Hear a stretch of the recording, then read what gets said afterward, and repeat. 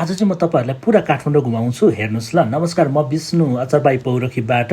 यहाँ चाहिँ मैले माइती घरदेखि सुरु गरेँ भिडियो हान्नको लागि। मैले शहीद गेट देखाएँ, त्यसपछि यहाँ धरहरा तपाईहरु देख्दै हुनुहुन्छ हैन। त्यसपछि यो काठमाडौँ महल त सबैले थाहा नै पाउनु भएको ठाउँ होला। को हुनुहुन्छ काठमाडौँबाट बाहिरबाट भए पनि प्लिज कमेन्ट गर्नुस् ल। म चाहिँ लागेँ न्यू रोड गेट तर्फ। आज चाहिँ मलाई तपाईहरुलाई सबै काठमाडौँ अहिले राइट नाउ कस्तो छ त भन्ने कुरा देखाउन मन लाग्यो हैन। त्यसपछि म लाग्दैछु बसन्तपुर तर्फ है। अब कतिजना विदेश जानु सक्नु भएको होला, कस्तो भएछ काठमाडौँ भन्ने भएको होला, कतिजना आउनु नै भएको छैन होला, उहाँलाई पनि एकचोटि कस्तो होला काठमाडौँ भन्ने छ भने यो चाहिँ हामी सबैको प्रिय ठाउँ बसन्तपुर हैन।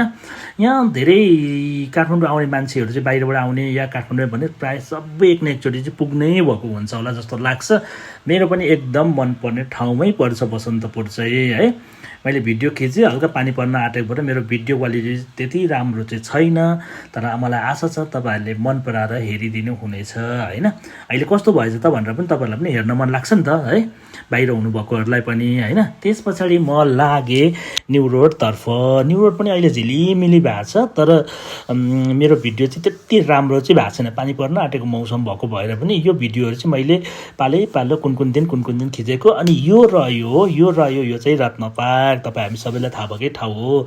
अब यहाँ नआउनु भएकोले पनि सुन्नु भएको होला रत्न पार्क भनेर, यहाँ आउनु भएकोहरूलाई थाहा छँदैछ हैन।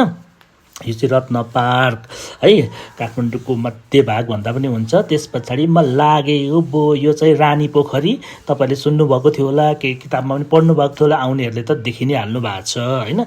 सँगै साइडमा चाहिँ यतापट्टि तपाईँको दरबार हाई स्कुल, यो पनि तपाईँले देख्नु नै भएको छ नभए सुन्नु नै भएको छ होला। त्यस पछाडि म लागेँ दरबार मार्गतिर। यो साझा बस चाहिँ तपाईँहरू कसले चढ्नु भएको छ प्लिज कमेन्ट गर्नुहोस् ल, साझा बस चढ्नेहरूले चाहिँ। त्यसपछि म यता आइपुगेँ दरबार मार्गमा।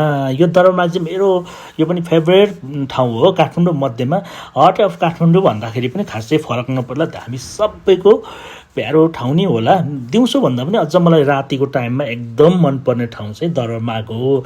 खै किन मनपर्छ त्यो मलाई थाहा छैन हैन। मलाई एकदमै काठमाडौँमा कुनै ठाउँ यति प्रिय र मनपर्छ भनेदेखि दरबार मार्ग हो।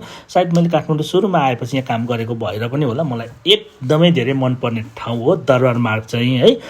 अनि तपाईहरुको कसलाई मनपर्छ प्लिज कमेन्ट चाहिँ गर्नुहोस् ल। कुन ठाउँ तपाईहरुलाई मनपर्छ त्यो कमेन्ट गर्नुहोस् ल। तपाईहरुको फेभरेट हुन्छ नि काठमाडौँमा। अनि त्यस पछाडि मैले रातहरु पनि अलिकति देखाएको थिएँ, गइहाल्यो। सँगसँगै यो चाहिँ नाग पोखरी है, सुन्नु पनि भएको थियो होला। अब म आइपुगेँ नक्सलमा। यो नक्सलको यो गार्डन भएको ठाउँ चाहिँ पहिला एकदम फोहोर थियो, पछि यसलाई यस्तो गार्डन बनाएर यस्तो राम्रो पार्क बनेको छ कि सबैको लागि एक्सर्साइज गर्ने खेल्ने हैन, यस्तो राम्रो ठाउँ भएको छ। काठमाडौँ जस्तो सिटीहरुमा चाहिँ अलिअलि यस्तो पार्कहरु चाहिँ अनिवार्य हुनुपर्छ कि उकुस मुकुस भइरहेको मान्छेहरू यसो जान मिल्छ। अनि यो बिल्डिङ चाहिँ के को बिल्डिङ हो प्लिज कमेन्ट गर्नुहोस् तपाईहरुलाई थाहा छ भने। सँगै म चाहिँ आइपुगेँ फेरि एयरपोर्ट तर्फ। यो गेटबाट त धेरैजना विदेशबाट आउँदा निक्लिनु पनि भएको होला हैन। अनि मलाई पनि लाग्यो अहिले विदेशै नगए पनि एकचोटि भित्र पसेर चट्ट घुम्दिम न त जस्तो लाग्यो। त्यसपछि म पसेँ त्रिभुवन अन्तर्राष्ट्रिय विमानस्थल तर्फ भित्र हैन।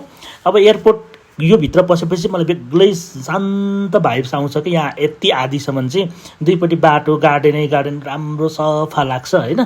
अब विदेशको जस्तो त्यो हुन्छ नि बिल्डिङ वाइज त ठुलो नहोला, तर पनि हाम्रो एयरपोर्ट पनि कम छैन, एकदमै राम्रो लाग्छ मलाई चाहिँ, सफा पनि लाग्छ अब यो भित्र पुगेपछि चाहिँ हैन। यो चाहिँ हाम्रो टिआइए है। यो चाहिँ मलाई चाहिँ एकदम राम्रो लाग्छ, यो गार्डन भएको भएर पनि होला हैन। अनि त्यसपछि विदेश जाने त अब कति जति विदेश गए पनि तपाईको असनमा पनि त्यति नै भिड, न्यू रोडमा पनि त्यति नै भिड, गोशालामा पनि त्यति नै भिड, चाबिलमा पनि त्यति नै भिड, कोटेश्वरमा पनि त्यति नै भिड, कलङ्कीमा पनि त्यति नै भिड छ है। के गर्ने, जति मान्छे विदेश गएकै देख्छु, तर यहाँ खुट्टो पाइलो हाल्दा तिनै ठोकिएर हुँदैन। त्यसपछि म फर्केँ। अब एकचोटि यसो देखाउँ न त भनेर म पसेको थिएँ हैन। म चाहिँ पछाडि बसेर भिडियो गर्दैछु। अनि यो चाहिँ हाम्रो गौशाला आउने तर्फ टिआइएदेखि यहाँ चाहिँ गल्फ खेल्दै हुन् त, मलाई एकदम राम्रो लाग्यो। कस्तो राम्रो छ नेपाल, त्यसमा पनि काठमाडौँ नराम्रो छ र हेर्नुहोस् न, कस्तो सुन्दर छ। मैले सानो अलिकति क्लिप्स हाम्रो देवहरूका देव आराध्य देव श्री पशुपतिनाथको पनि भिडियो लिएको थिएँ बाटोबाटैबाट होइन। र सबैजनाले दर्शन गर्नुहोस् पशुपतिनाथको पनि होइन। अब हामी अहिले आइपुग्यो गौशाला होइन, गौशालामा आइपुग्यो।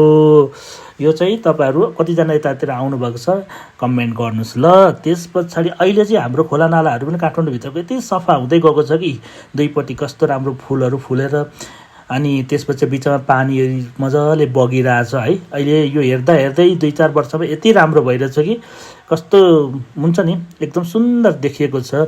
त्यस पछाडि म लास्टमा एक दिन पुगेको थिएँ बौद्धनाथ, टुक्रा सानो थियो मसँग भिडियो, त्यो पनि हालौँ जस्तो लाग्यो। हस् त, नमस्ते, बाई बाई। तपाईँहरूलाई कस्तो लाग्यो प्लिज कमेन्ट गर्नुहोस् ल।